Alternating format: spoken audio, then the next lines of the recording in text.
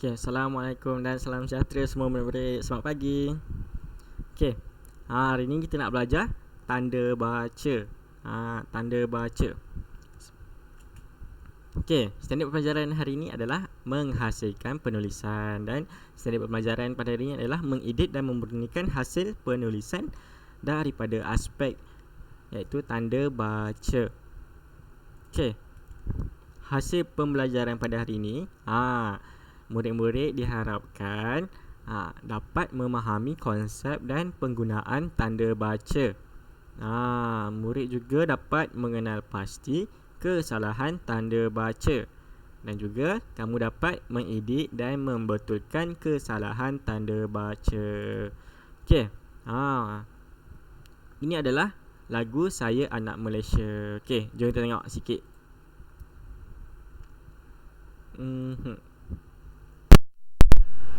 Saya anak Malaysia, saya anak Malaysia, saya anak Malaysia, saya anak Malaysia. Wow, wow, wow, wow, wow, wow, wow. 1957 bulan 8 kita merdeka. Setelah dijajah oleh orang Inggris, Kami Kazil dan Portugis. Wow, wow, wow, wow, wow. Dari Perlis ke kota Kinabalu, rakyat bersatu dan maju. bumi bertuah, hasil melimpah. Siapa rajin hidup mewah. Saya anak Malaysia, saya anak Malaysia, saya anak Malaysia, saya anak Malaysia. Wow, wow, wow, wow, wow. Melayu, Cina, Iban, India, Kawasan Portugis pun ada. Semua kaya dengan budaya, Di bawah kibaran satu bendera. saya anak Malaysia, saya anak Malaysia.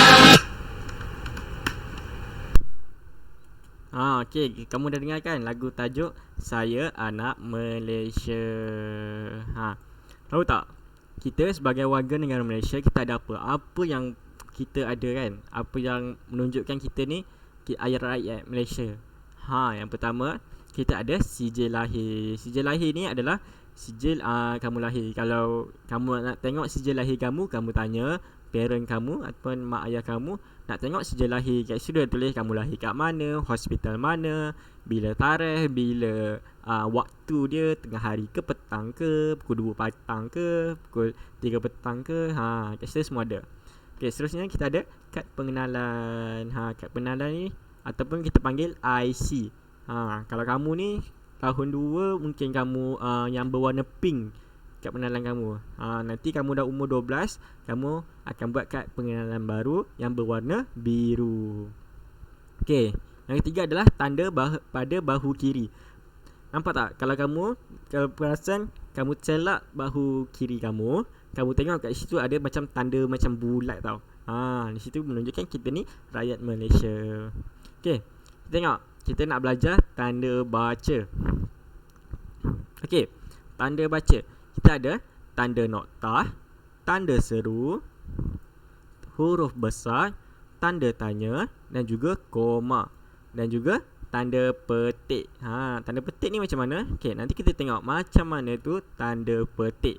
Okey, apakah tu tanda baca? Tanda baca ni adalah simbol ataupun tanda yang digunakan untuk memberikan isyarat kepada pembaca supaya melakukan sesuatu dalam bacaan. Contohlah kan, tanda baca. Kamu baca buku cerita. Di situ dia tulis ayat awak suka makan ayam. Kan? Kalau kamu letak titik, dia akan jadi ayat penyata. Tapi kalau kamu letak tanda soal di hujung dia, dia jadi ayat tanya. Dia akan jadi tanya macam ni. Awak suka makan ayam? Dia boleh jadi dua. Itulah kegunaan dia simbol ataupun tanda baca ni. Okey, yang pertama, tanda baca yang pertama adalah tanda noktah. Tanda noktah ni dia ditulis di akhir ayat. Macam kamu tulis ayat dah habis, kamu letak noktah ataupun titik. Tanda noktah juga dia digunakan untuk singkatan nama. Contohlah nama kamu Dr. Ali. Doktor, kamu letak titik, kamu letak Ali. Di R ni adalah merujuk kepada singkatan doktor. Contoh ayatnya, nama kucing saya ialah Pak Belang. Di akhir ayat kamu letak titik. Okey, yang kedua adalah tanda koma. Tanda koma ni digunakan untuk memisahkan benda-benda yang sama jenis. Dia digunakan untuk menggabungkan ayat. Okey, contoh ayat yang menggunakan tanda koma adalah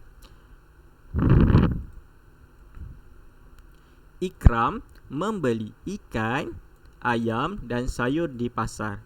Nampak tak tanda koma di sini? Kenapa gunakan tanda koma? Sebab ikan, ayam dan sayur ni adalah benda yang sama jenis. Benda yang sama jenis, dia adalah barang basah untuk masak. Okey. Ayat yang kedua contohnya adalah selain itu, kamu gunakan tanda koma. Ariana juga suka makan ayam goreng. Okey. Yang ketiga, tanda tanya. Tanda tanya ni mudah. Dia digunakan dalam ayat tanya. Contoh ayat, apakah nama kamu? Di manakah rumah kamu? Nampak tak? Apakah, di manakah? Dia digunakan dalam ayat tanya. Apakah dan manakah ni? Dia merujuk kepada kata tanya. Jadi ayat tu akan jadi ayat tanya. Bila dah jadi ayat tanya, kamu kena letakkan tanda soal di hujung ayat untuk merujuk kepada kamu ni tanya kepada orang. Okey. Tanda seterusnya adalah tanda seru. Macam mana kita nak gunakan tanda seru ni? Tanda seru ni digunakan dalam ayat seru. Okey, contoh ayat serunya adalah wah, besarnya rumah kamu. Digunakan tanda seru. Nampak tak wah ni? Wah ni adalah kata seru. Jadi ayat ni akan jadi ayat seru. Bila dah jadi ayat seru, kamu letaklah tanda seru. Okey, ayat yang kedua adalah amboi, lawannya tudung husna hari ini. Nampak tak? Amboi. Amboi ni merujuk kepada kata seru. Jadi ayat ni ayat seru. Bila ayat seru, kamu letak tanda seru. Okey. Yang terakhir adalah tanda petik. Tanda petik ni dia digunakan dalam petikan langsung. Okey, nak tengok contoh dia kan. Contohnya, okey, ayat ni. Kamu cakap kat, contohlah Yusri ni, dia cakap dekat apa? Siapa kawan kamu? Yusri cakap dekat Husna. Contohlah kan, Yusri cakap dekat Husna. Dia cakap, kamu seharusnya beratur semasa membeli makanan di kantin, kata Yusri. Nampak tak penggunaan petikan langsung ni? Dekat permulaan ayat petikan langsung ni dan pada akhir ayat petikan langsung. Ini adalah kegunaan tanda petik. Okey. Kamu boleh rujuk buku teks jilid 2 halaman 15 ataupun muka surat 15 yang bertajuk Aku Warga Negara Malaysia. Di sini ada dua situasi. Situasi di sekolah dan situasi di rumah. Okey, kita tengok pertama, situasi di sekolah. Tajuknya Aku Warga Negara Malaysia. Situasi di sekolahnya, siapakah yang terpilih mewakili sekolah kita dalam pertandingan badminton peringkat daerah? Tanya Cikgu Ramlan kepada anak muridnya. Lepas tu anak murid dia jawab, kami cikgu. Jawab Hasan dan kawan-kawannya. Nampak tak? Siapakah ni merujuk kepada ayat tanya. Jadi kata tanya kan. Jadi ayat ni merujuk kepada jadi ayat tanya. Bila ayat tanya, kamu letak tanda soal. Okey, nampak tak dek? Ini adalah kegunaan tanda petik. Petikan langsung. Ni adalah petikan langsung. Siapakah yang terpilih mewakili sekolah kita dalam pertandingan badminton peringkat daerah? Ni adalah petik apa ni? Tanda petik. Tanya Cikgu Ramlan kepada anak muridnya. Kegunaan tanda nokta. Okey, kita ada tanda petik, tanda tanya dan juga tanda petik untuk tutup ayat. Okey. Nampak tak? Kami cikgu, jawab Hasan dan kawan-kawannya. Di sini kita gunakan tanda koma. Kami cikgu, macam tu cara kita baca dia. Bukan kami cikgu, bukan macam tu. Kita baca kami cikgu. Kita gunakan tanda seru. Kita nak menekankan ayat. Okey. Seterusnya kita gunakan tanda nokta di akhir ayat. Okey, kita tengok pula. Cikgu baca ni. Kamu cuba teka apa tanda yang sesuai kita kena letakkan. Okay. Syabas Hasan, Idris dan Kok Bun, kerana kamu bertiga terpilih untuk mewakili sekolah kita ke peringkat daerah, kata Cikgu Ramlan. Nampak tak? Di sini kata Cikgu Ramlan. Apabila ada kata Cikgu Ramlan ni ataupun selepas ayat dia tulis kata. Kata siapa? Kata siapa? Contoh kata Ali ke, kata Abu ke.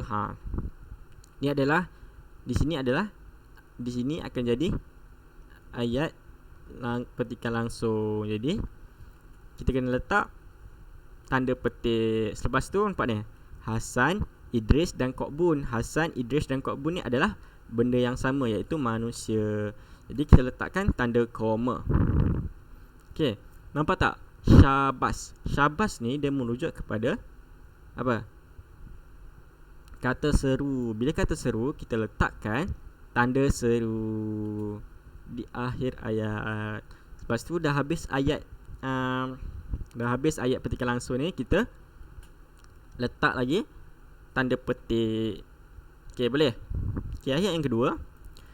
Kamu semua perlu mengisi maklumat dalam borang kebenaran penjaga, kata Cikgu Ramlan lagi. Nampak tak? Kata Cikgu Ramlan lagi.